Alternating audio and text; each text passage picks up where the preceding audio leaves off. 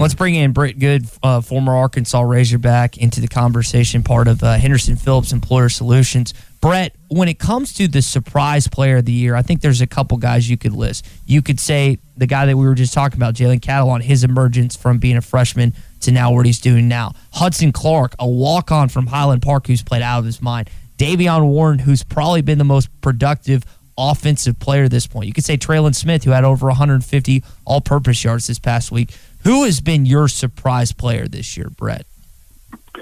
I think so far it's not really a surprise, but I think Felipe has seen his growth. I've seen him kind of mature a little bit more. You know, when he was at Florida, he had some big wins down there, and then he had some big losses. And to see him kind of take the leadership, I think that's the guy that you want leading our football team right now. And I think all of them growing and maturing at the same time is big for Arkansas, and that says wonders of what this coaching staff is doing, because they're trying to do it as a team, and I think that's important for us right now. Brett, I thought it was interesting following that game that there were some Razorback fans that have criticized Felipe Franks following the Auburn performance. Now, I get after the Georgia performance, I get after Mississippi State, but when you go to an opposing venue and you throw 4 touchdowns, you're 22-30, and you gave your team every opportunity to win, it seems like the criticism of Felipe after the Auburn game was a little unjust, in my opinion. What do you think about that?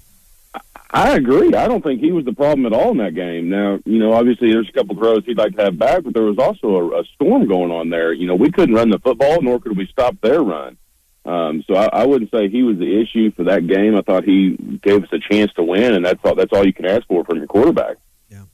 We have Brett on every Wednesday. We also try to hit on some special teams plays that were critical in each game, and there were obviously several from this last game, Brett, that draws people's attention and interest. So I want to start with the punt block. You heard him sigh there. Yeah, I'm sorry, but buddy, that's why we have you. Let's start with the punt block, where it seemed like Auburn came untouched again, blocked a punt in the end zone. It led to a direct score. What did you see on that play? Well, first of all, I mean, you know, we talked about this after the Georgia game. Georgia blocked one, and then Mississippi State about blocked one. Well, we said they were going to keep coming at it until we fixed it, and we still hadn't fixed it. We had a guy that he came scot-free around the right side of that wall there, and if you go back and look at the film, we should have blocked him. Now, I'm sure he's coached to block him, but for some reason we're still not picking up those blocks, and I think the statistics is like 78% likelihood of losing a football game if you get a block, much less a block for a touchdown. You can't do that, especially on the road, and it's frustrating to watch as a fan and as a former player, because I'm like, those are simple mistakes that we should already have fixed by now, because they're doing the same type of stuff that Georgia did against us. And when you put that flaw on tape, so we're going to get it again this week against Ole Miss, and hopefully we have it fixed. All right, so you had the score for Auburn there on the block punt. Then Arkansas also missed an extra point earlier, and they started chasing points in the first half. What's your opinion of going for 2 in the first half under the situation where Arkansas was going for it early? It wasn't a 5-point gap, but the gap where Arkansas was chasing points in the first half. I don't have an issue with it in that situation with the weather. Also, you know, you think about the balls being wet and the conditions of the field, and just you kind of get emotional in the football game. So I'm okay with it. It's obviously that, you know, the rule book I think says you don't do it in the first half, but that rule book's not really followed anymore. So I'm good with it. I think that, you know, it's that confidence level that we're trying to stay. You know, we can shove the ball in, we're going to run it, and we're going to throw it. And it's just that offense. He's trying to get that offense going, and I think that's what the main key is trying to get that confidence in that offense where they can go out there and perform better. Brett, this is Clay. When you guys are at practice and working on special teams in the getting 7 on the line, the illegal formation that I think it's been called 5 times this year. It was 3 in that game. How do you fix that? What has to happen in the communication to make sure that you got 7 on the line? I'm really glad you asked that, because that's another one of the big issues that we've had. You think of how many times we've had to repunt the ball, we've lost yardage, and on our kickoff, it's simple. I mean, it's just get on the line. And we had guys that were just yelled at and screamed at, and guys taking off special teams, because it's not that hard to get on the line. We're not doing all these crazy things where, you know, we're trying to trick them and we've got one guy off. I mean, it's a pretty simple plan, and we've got to just get on the ball, and that's on the guys. That's mental error. They've got to get on the ball, and we've talked about this. If they want to win, they're going to have – the special teams is killing us this year. And we've got to take ownership of that because it's still a third of the football game, and it's hurt them so far from just those little bitty costly penalties that are easily fixed. Brett Goode, former Arkansas Razorback, here with us on the Morning Rush. Brett, when it comes to this coaching dynamic between Lane Kiffin, between Sam Pittman this weekend, there's a lot of differences. Lane's more of the egomaniac. He wants a lot of attention on social media. He's had issues in the past working with people. If you talk to others about Sam in the college football coaching circuit or who he's worked with in the past, there's not a lot of bad things that are said. And obviously they've gone up in the coaching ranks different ways. It looked like Sam worked his way up a little more, and Lane was given a lot of opportunities based on his father and stuff. I'm curious, does that play into this game at all? That also in the fact that Lane was really considered, if not close to getting the Arkansas job, Brett? I think it does, especially for some fans. I don't think it does at all for the players. I think the players are very happy with who we got as the head coach. I think you can see that as them fighting for him. I think for the long term, I think Sam's the better guy as well. So, yes, Lane has had he's been, I remember when he was in Oakland, playing against them, and then Tennessee, this short stint there, and then obviously USC and Alabama and everywhere he's been in between. And he's kind of like a party boy of Brett Bielema. And I don't know if he's a long-term fix for a program. He could be there a couple of years, and he may have had a complete attitude adjustment, and he's going to be there, long-term at Ole Miss. We don't know yet.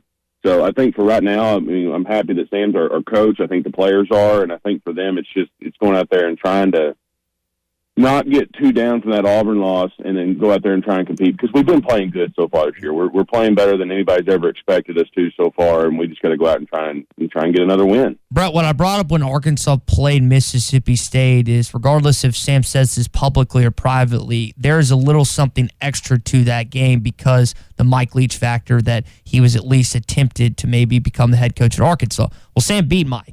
Now you get another opportunity in Lane Kiffin, which those talks, though Lane won't comment on him, Sam's not really going to comment. We know how close, based on what we've heard, Lane was to taking this job. So this game means a little more to him, I think. If Arkansas is able to win on Saturday night, or on Saturday afternoon, does that solidify even more Hunter Yurchek in thinking that he got his right guy? I think so, and even if we don't come away with a victory, let's say it's a close game, it comes down to the wire like most of our games have been coming so far. The Georgia kind of blew out there in the second half, but if we're still competing and we're still doing what we've been doing so far and we get these little things fixed that we need to get fixed, I think the answer is still yes. Let's be honest, is the beginning of the year, nobody picked us to win a SEC game. So we've won one. We've competed in two others, so everybody's picking us to win, that 3-5 margin, that we can compete. I know Vegas has changed their odds a lot of times on a lot of our games. That's kind of a new deal for us. But I think it's personal for Sam because he just loves his guys and he loves coaching. I don't think it's personal for Sam because Lane about got the job. It could be for Lane a little bit, but it's not going to be the same for Sam and his staff, I don't believe. Brett, you made a comment a moment ago about the team not being too down. Clay and I were talking on his drive back from Auburn on Sunday, and that was one thing Clay mentioned to me, was concerned about where the team was at emotionally following such a kind of a gut-wrenching way to lose with the way the game ended and the call on the backwards pass and the whistles and all of the things we focused on with officiating this week. I don't know how many times you were in that position in your career, but any concern from you as a former player about where this team is at emotionally, mentally, how they rebound following such a tough way to lose? Well, first of all, I know they've been coached well because after we had the win against Mississippi State, said we're going to enjoy it for just a short time, then we're moving on. And that's the exact same thing you got to do when you have a loss. So win or lose, you've got to forget about it at midnight, the night of, and then you move on to the next week, because if you let this loss get you, it can trickle down to a couple of losses, and we don't need to do that from having losing seasons after losing seasons. We need to get back out there, and hopefully we can get, a quick strike on the scoreboard, whether it be offense, defense, or special teams. And I think that'll kind of get that picture out of their mind. But when the game starts getting close again, it might creep in a little bit, especially the young players. But I think the staff will be ready for it, just kind of keep them motivated and keep them pumped up. And so you just kind of want to make sure that everybody's just doing your job, and that's all you got to do, and don't worry about it. How many points does it take this week to win this game?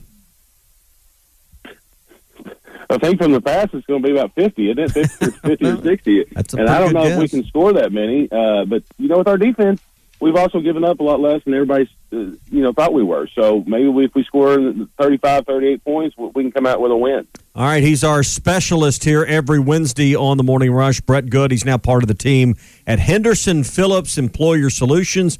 Brett, tell everybody what you do now. Hey, I'm out there grinding. We're selling insurance. We do employee benefits. We do life insurance. We do personal health benefits. I do personal and commercial property and casualty. So we're just out there trying to build a little book of business for my next 30-year career. All right, so call Brett directly. Here's his cell phone number, 479-651-2292. 651-2292. You can call Brett directly. He'd love to talk to you about commercial or personal insurance or any employee benefit needs. So if you're the person in charge of that at your company, call Brett, 479-651-2292. And he'd love to come sit down and talk to you about those needs at your company. That's Henderson Phillips Employer Solutions. Brett, have a great rest of the week. Good luck this weekend with the Hogs, and we'll talk to you next Wednesday. right, sounds good. Thank y'all, and go Hogs. All right, Brett Goode with us here on The Morning Rush.